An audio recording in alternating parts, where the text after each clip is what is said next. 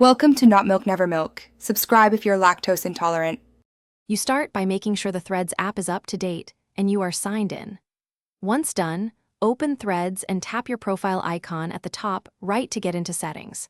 You need the app settings menu visible because the next step changes how the app displays. Make sure your device theme preference is known, whether you want the app to follow system or force dark, since that choice determines the next options you'll pick. Now navigate to Settings, then Display or Appearance.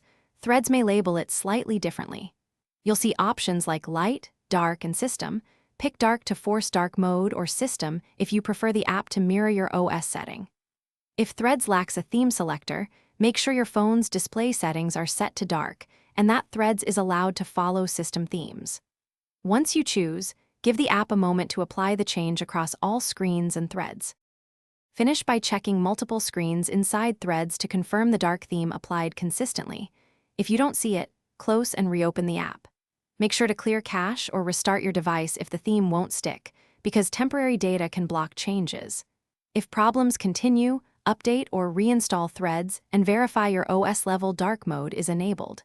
Key tip: if Threads still resists, toggle the system option. Thanks for watching. If this was helpful, leave a like and consider subscribing. See you next time.